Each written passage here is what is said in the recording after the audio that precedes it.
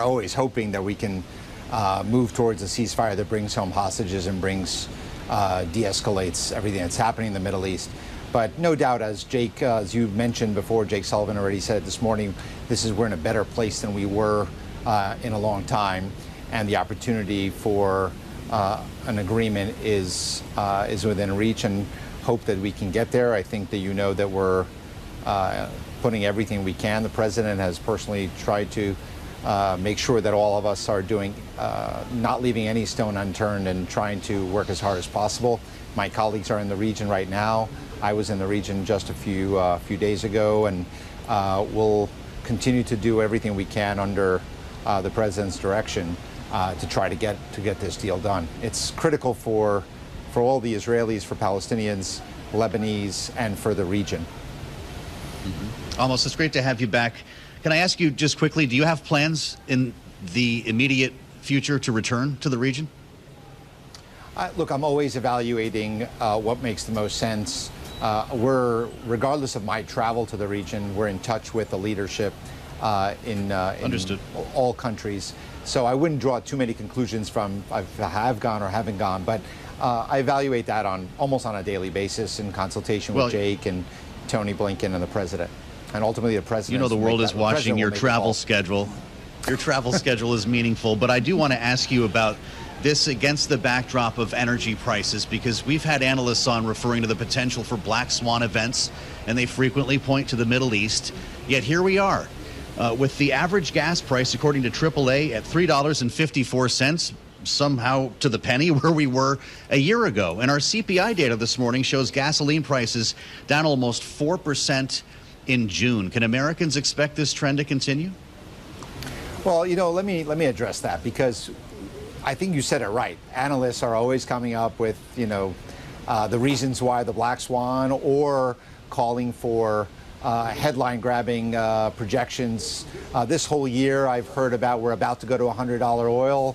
We're going to go to $4 gasoline. I've heard it multiple times. The president has given me direction to try to do everything we can to make sure that supplies are steady, secure, and affordable here in the United States, both on crude and gasoline and natural gas. And so, as you said, last year we're same prices we are now when that was without the war in the Middle East. So we have worked to maintain a balanced price and to make sure that the American economy is not hampered by higher prices, and the American consumers, especially in the summer. So I think we're going to continue to see that trend to try to bring prices down. And look, this is something that has been very important to the president for the last 3 years. He has talked to me about this on a regular basis. That hasn't stopped. He wants to see these prices come down as much as possible. And I think, as you said, look, the CPI prices today, the CPI out today, and showing that gasoline prices are lower, means more pennies and dollars in people's pockets to be able to spend on other things, especially this summer. In those conversations that you have with the president, Amos, to what extent has he talked about the strategic petroleum reserve, and if his end goal is to have prices be as low as possible? Is he pushing at all for another tapping of that?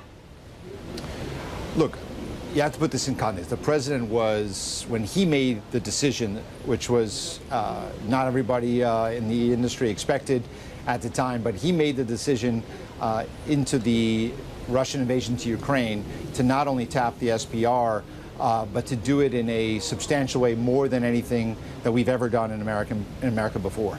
180 million barrels out of the SPR over a period of 6 months. That was a very bold move that he took responsibility for, made the decision, instructed us to do. And I think that if the situation warrants, we will consider doing it again. But again, we have to look at, it's not just about price, it's about what's happening around the world and where are we in hurricane season. We just had a potential for a bad hurricane, that, one of the earliest Category 5 hurricanes, but we did not suffer an energy shortage, but we were well prepared for it. And we're going to continue to evaluate it based on what's happening in the Middle East, what's happening in Russia and Ukraine, and what's happening weather-wise here in the U.S. But we have an SPR. He has made sure for 9 months, he has told me directly over and over again, make sure that we have the tools to be able to use if we have the need to do that. As we look at these gas prices heading lower then, and again down 3.8% in June, I already mentioned the national average. Is that because of the 1 million barrels of gasoline you released from the Northeast Reserve? Or was that something that didn't need to happen? No, first of all, it did need to happen. At some point, Congress also participated in that decision.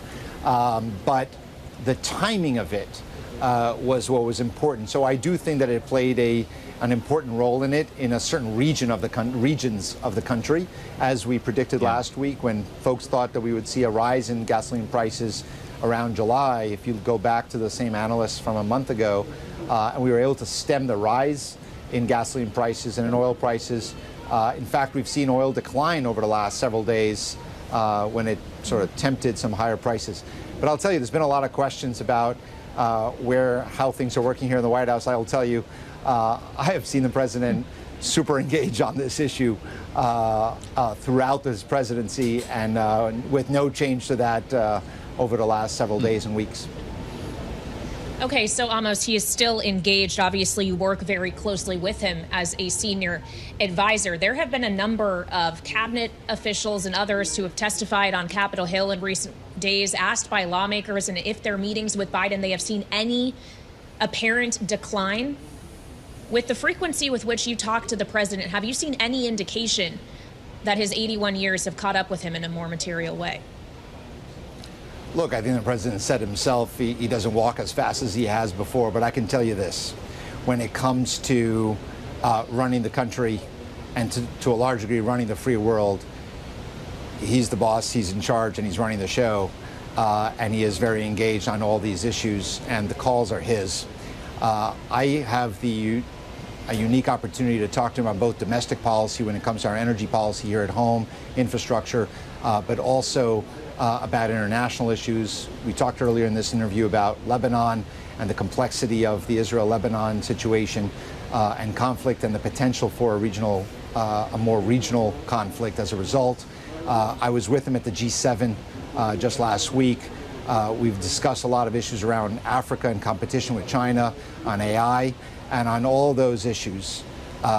He is in command and I have not seen any reason to have any concern. He is as engaged as he's ever been. And look, I've known him a long time. I worked for him when he was the vice president.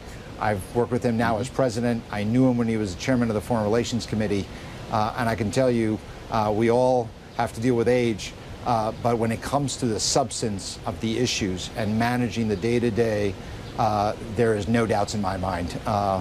Sometimes I wish he let me go a little further without him telling me exactly what he thinks on every issue, but he is very, very engaged.